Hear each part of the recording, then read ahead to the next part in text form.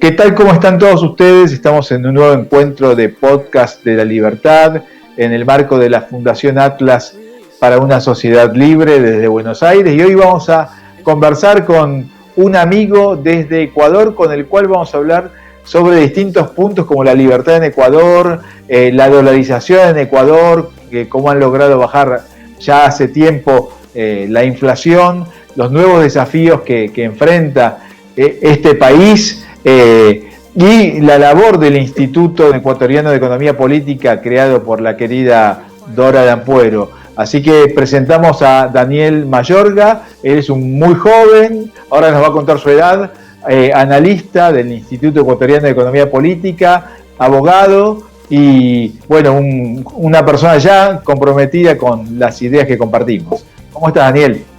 ¿Qué tal, Martín? Muchísimas gracias a ti y a la Fundación Atlas por darme este espacio. Un placer compartir un poquito cuáles han sido las experiencias del movimiento de la libertad acá en Ecuador. Y tengo 24 años recién cumplidos la semana pasada.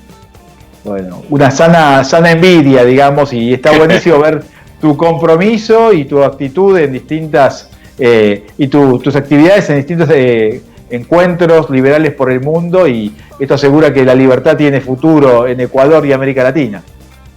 Esperemos que sí.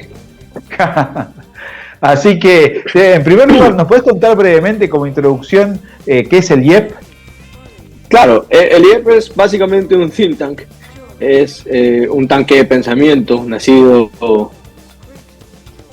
que nació a raíz de la iniciativa de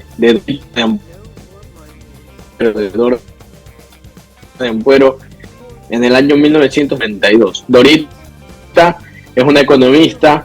Ella había estudiado economía acá en la Universidad de Guayaquil, siempre lo cuenta, con los profesores marxistas exiliados de Chile, y su libro de texto siempre fue el manual soviético de economía. Y por azares del destino, se mudó con su familia a Washington y tuvo la oportunidad de empezar a trabajar y a estudiar en la Universidad George Mason de Virginia. Y ahí pues llegó a conocer a figuras tales como Hayek, Don Lavoie, Frederick Ludwig Lackman, me parece que a Kirchner, a Buchanan, y se enamoró de la libertad y se dio cuenta de que no tenía nada que ver con lo que había aprendido en Ecuador, así que decidió fundar una institución que se dedique a promover estas reformas y esta economía de mercado de liberación, de la Atlas Economic Research Foundation. Fundó pues el IEP, que va allá a camino de los 35 años de vida institucional, y que es un faro de libertad en el Ecuador, y tanto de la libertad económica como la promoción del liberalismo clásico, y donde tengo el orgullo de trabajar desde hace un par de años y colaborarse de cerca como desde hace 8 años, muy joven. Claro, y te pregunto, ¿cuál es el estado general de la libertad en Ecuador hoy en día, y comparando con tiempo atrás y la perspectiva, ¿no? Contestándolo rápidamente, la pregunta que da para hablar varios siglos. Sin duda. Bien, la mayor parte de mi vida yo he tenido la suerte de disfrutar de una institución que protege la libertad de los ecuatorianos, como es el dólar, que no es otra cosa que el servicio de moneda del que gozamos los ecuatorianos, y que, bueno, Ecuador tiene una población muy joven, y todos nosotros crecimos ya con el dólar. Pues nos dolarizamos el 9 de enero del año 2000, recién cumplimos 25 años, en gran medida gracias al trabajo de Dora. Entonces, en ese sentido, pues hay un espacio de libertad. Sin embargo, desde el 2006, también cuando yo estaba muy, muy pequeño, en Ecuador hubo un movimiento político y de cierto modo un cambio cultural que dio un giro hacia la izquierda en nuestro país a raíz del movimiento Revolución Ciudadana impulsado por Correa, ¿no? Que fue un espíritu badanista que intentó refundar la patria,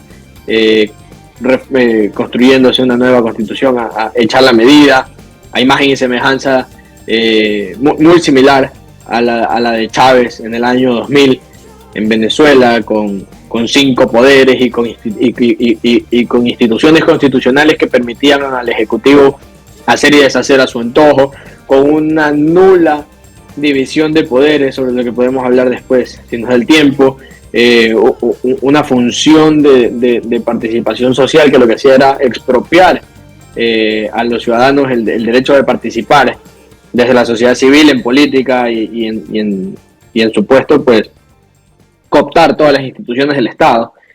Y Correa gobernó desde el año 2007 hasta el año 2017, la década perdida, la década robada.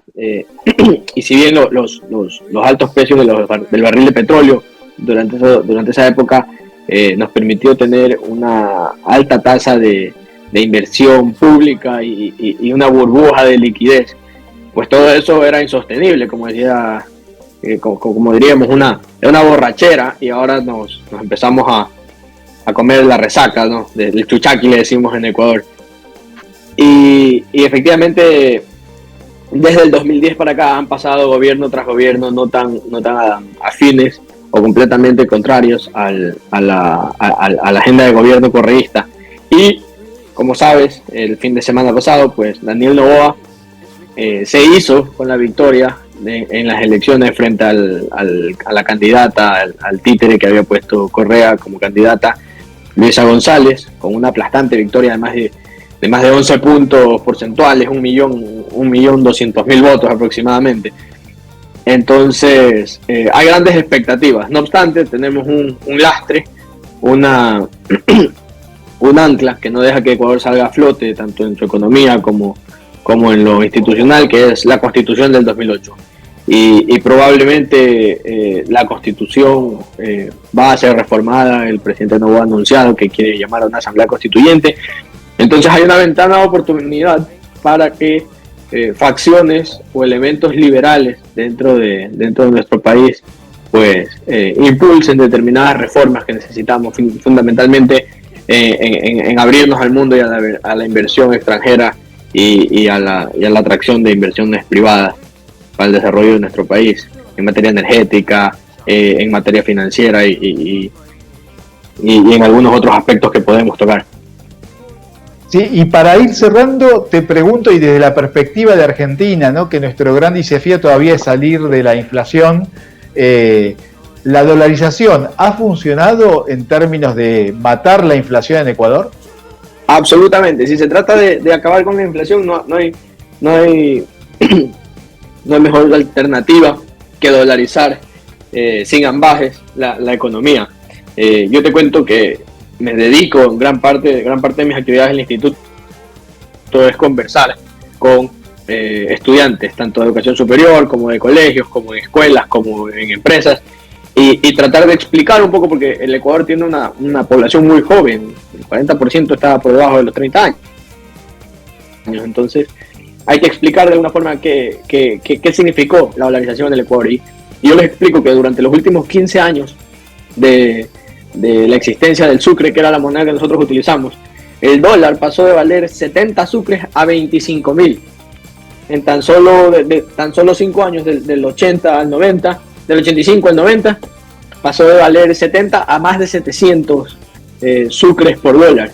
Y hoy por hoy, desde el año 2000, que tuvimos una tasa de inflación más alta del milenio, que ahora ha sido como el 6% por los rezagos monetarios de los años anteriores, el Ecuador nunca ha superado las cifras de inflación que tienen países vecinos dolarizados como Ecuador, Panamá, Estados Unidos.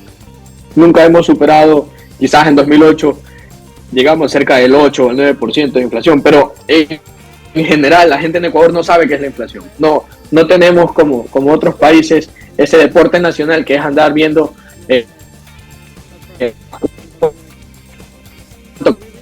cotiza el dólar. No pensamos en dos monedas.